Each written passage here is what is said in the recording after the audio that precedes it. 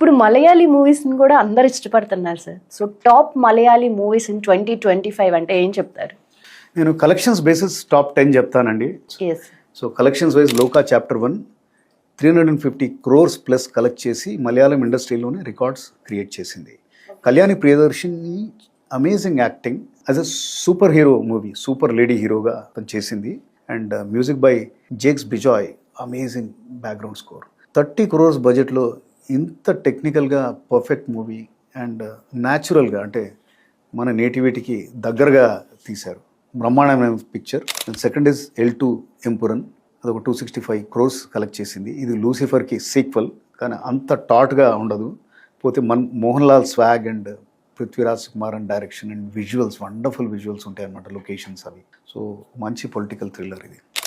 తుడురు మోహన్ లాల్ గారిది again 235 crores collect చేసింది. ఇది అమేజింగ్ ఫిల్మ్, అంటే మిమ్మల్ని మూవ్ చేస్తుంది. ఒక్క తండ్రి పడే ఆవేదన అనమాట.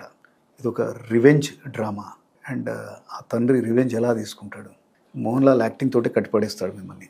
సర్వం మాయ, ఇది ఒక supernatural comedy thriller. Nivin పాల్కి మళ్ళీ లైఫ్ ఇచ్చిందనమాట. డైజ్ ఐరే అని సినిమా 81 crores కలెక్ట్ చేసింది. పోతే ఇది చాలా భయపెట్టేస్తుంది అనమాట. ప్రణవ్ మోహన్ లాల్ గారు అబ్బాయి చాలా బాగా చేశారు. ఈ డైరెక్టర్ రాహుల్ సదాశివన్ అంతకుముందు భూతకాలం, బ్రహ్మయుగం ఇలాంటి సినిమాలతో భయపెట్టించారు మిమ్మల్ని. కాలం కవల్ మముతి వినాయగన్, ఇది అగైన్ ఒక పోలీస్ ఇన్వెస్టిగేటివ్ థ్రిల్లర్, చాలా బాగా నడుస్తుంది. And then comes officer on duty, బ్రహ్మాండంగా తీశారు. పోతే ఇందులో విలన్స్ యంగ్స్టర్స్ భయపెట్టిచ్చేస్తారు లిటరల్గా.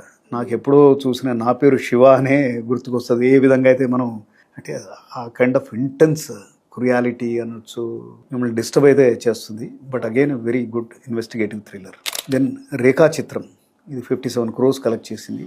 ఇది కూడా అగైన్ ఒక పోలీస్ ఇన్వెస్టిగేటివ్ డ్రామా అనొచ్చు. పోతే దీని స్పెషాలిటీ ఏంటంటే 40 ఏళ్ల క్రితం జరిగిన క్రైమ్ని ఇప్పుడు ఎట్లా అన్వీల్ చేస్తారు.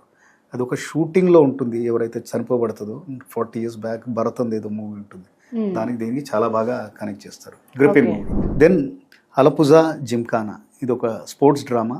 జెన్జీ యంగ్స్టర్స్కి బాగా కనెక్ట్ అవుతుంది, చాలా కామెడీ కూడా ఉంటుంది. దెన్ 10th పొజిషన్లో ఉంది కలెక్షన్ వైజ్ ఇప్పుడు, కానీ నాకు ఫేవరెట్ మూవీ ఈకో అని, అది జియో హాట్స్టార్లో ఉంది. Amazing movie. ఓ కుక్కల బ్యాక్డ్రాప్లో ఇలాంటి థ్రిల్లర్ తీయచ్చు అనేది వీళ్ళు ప్రూవ్ చేశారు. ఈ డైరెక్టర్ ఇంతకుముందు కూడా కోతుల మీద కిష్కిందా కాండం అనే సినిమా తీశారు.